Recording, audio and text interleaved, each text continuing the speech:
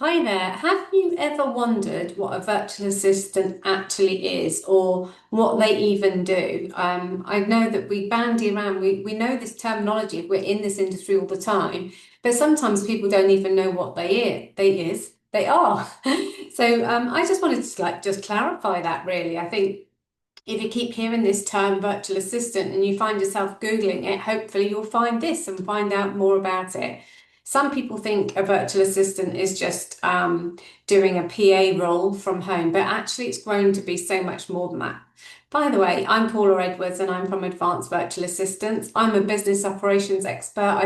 I've got my own VA business I've had since 2016.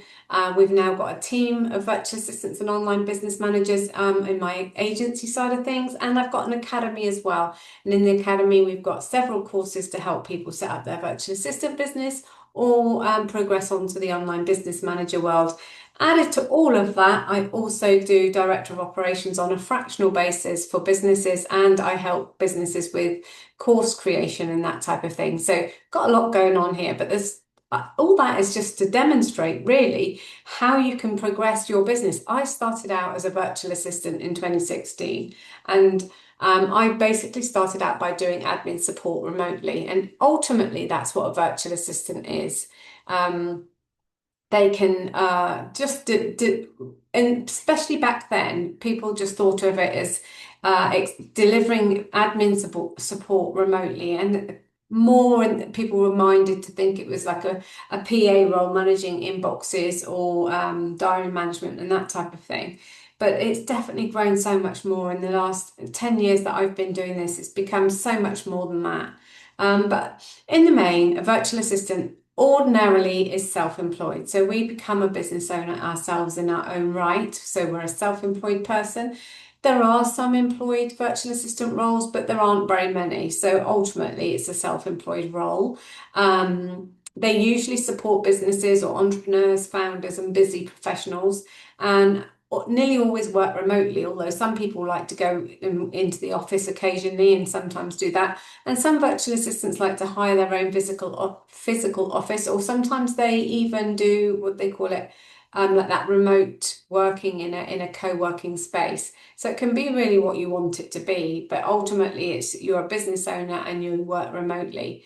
The hours are extremely flexible. This is what the golden egg of the whole virtual assistant thing really is that you can create it to be whatever you want it to be, and you can deliver the services that you want to deliver. I mean, maybe not straight away. I always say you have to kiss a few frogs first, but we usually get to the point where we're delivering the services that we want to deliver, the types of work that we enjoy to do with people that we like to work with, and flexibly around our home commitments, whether that's children, dogs, elderly parents, whatever it is. Maybe you want to travel and you want to be a digital nomad. There's many reasons why people set up this themselves as a virtual assistant.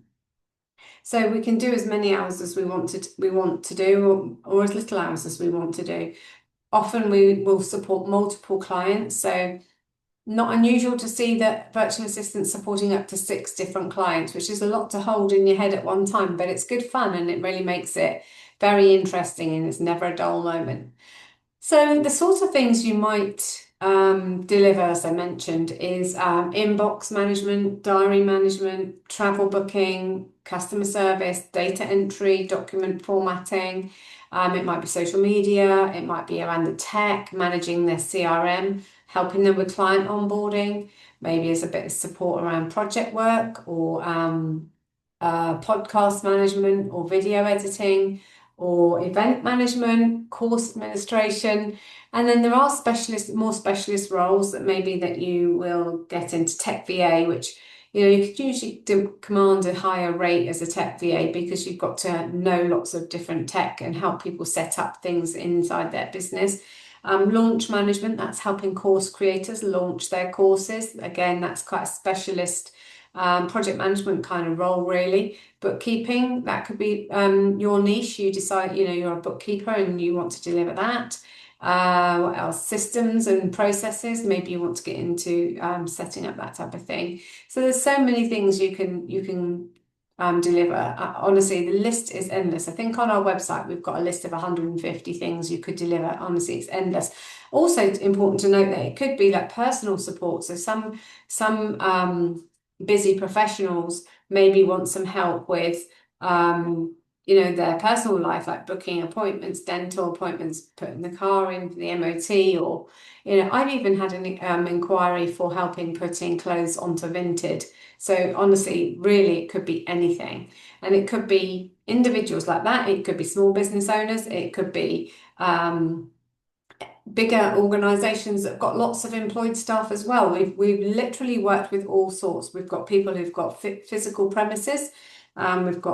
We've had investment, financial, or international organizations. But typically what we see is small business owners who are not ready to employ anybody yet, certainly around the coaches and the consultants and the agencies, property businesses. That's not unusual. People in medical, wanting some support around their diary management and their inbox. Some corporates, some SMEs. Really, so the list is endless of the types of people that work with a virtual assistant. And as I said, we've got people who do in the main it's service delivery, so service businesses, but we do have some physical product businesses as well. So it really could be anything and everything. But what we're seeing is there's a growing need for this. There's people, particularly those who've like long established and maybe bigger organizations and maybe got some employed staff and maybe got a physical premises.